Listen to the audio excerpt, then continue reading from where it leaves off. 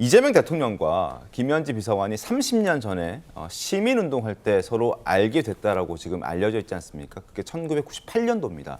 근데 그때 변호사로 활동하던 그 시기에 이재명 대통령이 당시 변호사로 활동하던 그 시기에 받아야 할, 이 대통령이 직접 받아야 할 수임료와 성공보수 이런 것들을 이재명 대통령이 받은 게 아니라 김현지 비서관이 실장이 받았다는 내용이 판결문을 통해서 저희 TV조선이 확인을 해서 어제 기사를 썼습니다.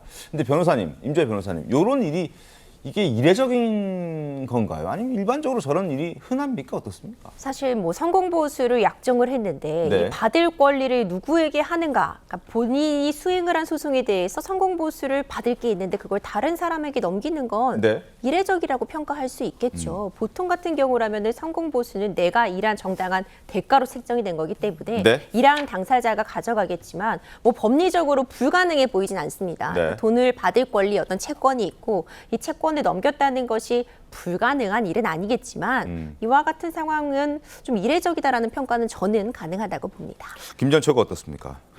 우선 그 강성필 대변인 뭐 저 보좌관이 뭘 그렇게 나와야 되느냐라고 하는데 이분에 대해서 만사현통이라는 이야기도 지금 나올 정도이고 또 더 나가서 국정감사 나오라니까 그 자리를 피해가기 위해서 제1부속실장으로 보내고 사람들이 연쇄 반응으로 인사가 있었지 않습니까? 그러니까 이 사람은 정체가 무엇인지 또 그 제1부속실장이면 국가 모든 기밀 서류나 보고를 다 받을 수 있는 자리이기 때문에 그래서 문제 삼는 거죠. 그리고 지금 TV조선 보도대로 이 외교 경력도 없는 그 차지훈 변호사가 유엔 대사로 갈 정도로 대통령과 친밀도가 있는 사람이 이 그 변호사 수임료, 그 성공보수 대납을 성공보수 반환을 그 소송을 하는데 이 이재명 변호사가 받아야 될 성공보수를 김현지 당시 그 시민사회단체의 실장에게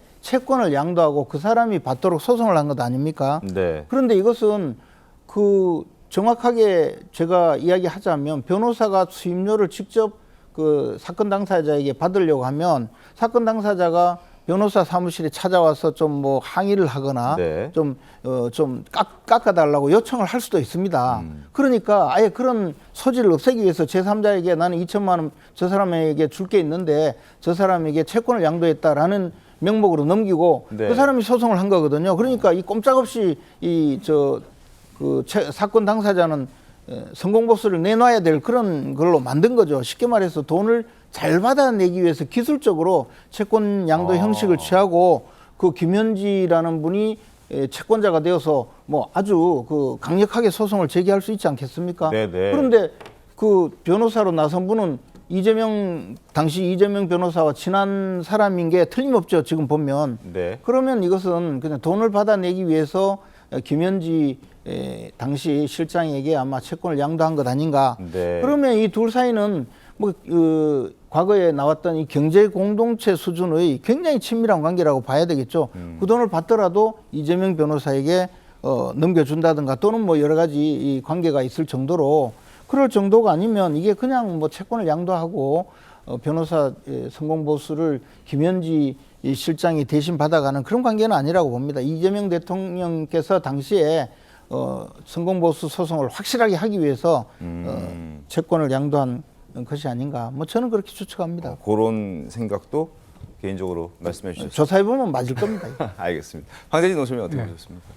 처음에 이제 김현지 비서관에 대해서 얘기가 나온 게 정부 출범하고 얼마 안 됐을 때 뭐 인사를 다 좌지우지한다 네. 이런 얘기가 나와가지고 그런가 저 그렇게 뭐 잘 알려지지 않았던 분인데 어떤 분인가 국민들이 당연히 이제 관심을 가질 수밖에 없죠. 네네. 그분이 이제 그렇게 실세라고 하니까. 네. 그리고 그런 줄 알고 넘어갔는데 이번에 또 이제 국정감사 증인 채택하는데 굳이 이분은 총무비서관인데 총무비서관은 당연히 나와야 되는 국정감사 그동안에 나와요. 관례로도 쭉 나왔고 예산하고 인사를 담당하기 네. 때문에 그러니까 이게 국정감사라는 게 기본적으로 살림살이 잘하고 있는지를 보는 건데 국가 돈을 가지고 그러니까 그 살림살이 돈을 그 관장하는 게 김현지 이제 총무비서관이니까 그 당시에 나오는 게 당연한데 왜 굳이 감싸느냐. 그래서 국민들은 또 두 번째로 아니 이 사람이 도대체 누구길래 왜 이렇게 감싸고 감추려고 하는 거지?